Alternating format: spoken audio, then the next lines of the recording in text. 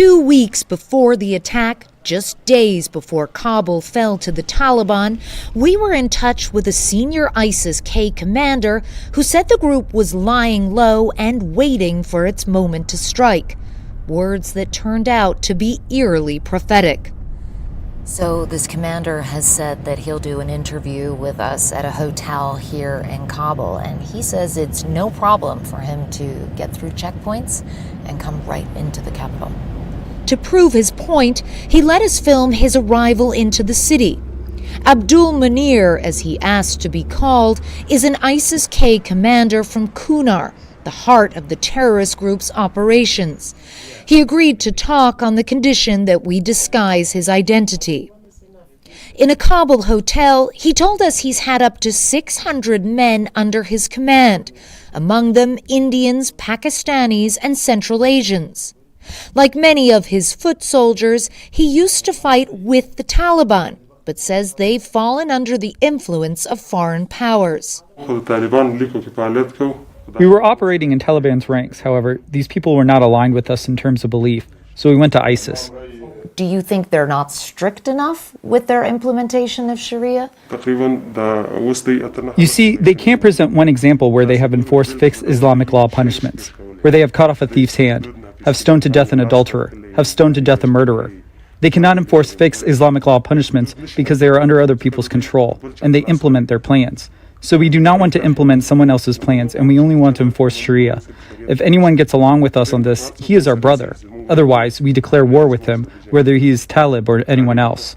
So have you carried out public executions, suicide bombings, things of this nature? Yes, I have too many memories where I was present myself at these scenes.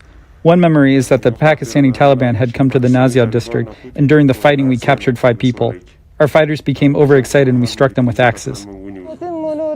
It's that chilling brutality that made ISIS-K a primary target for U.S. forces. In recent years, airstrikes and special forces operations have ruthlessly targeted the group in Kunar and Nangarhar. Has your group engaged in any fighting with U.S. Special Forces? Yes, we have faced them on many occasions. We had close combat with them too. They used to land in Achin. In Kunar, they carried out airstrikes. We have faced them a lot in firefights. Are you interested ultimately in carrying out international attacks? This point is higher than my level. I can only give you information about Afghanistan. With U.S. forces out of the country and the Taliban potentially in control, do you think that will make it easier for you to expand? Yes, this exists in our plan. Instead of currently operating, we have turned to recruiting only, to utilize the opportunity and to do our recruitment. But when the foreigners and people of the world leave Afghanistan, we can restart our operations. That moment has now come, as the world saw all too clearly on Thursday.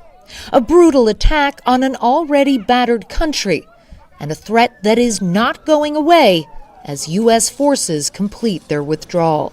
Abdul Munir would not comment on whether the group was interested in pursuing transnational attacks, but he did say that he hopes with the withdrawal of U.S. forces that potentially they might be able to try to establish a caliphate like the one Abu Bakr al-Baghdadi established in Syria and Iraq.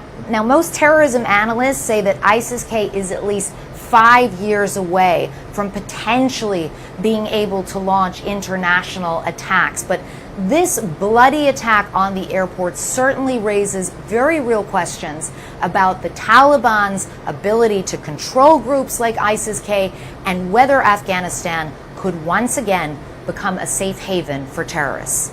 Clarissa Ward, CNN, Doha.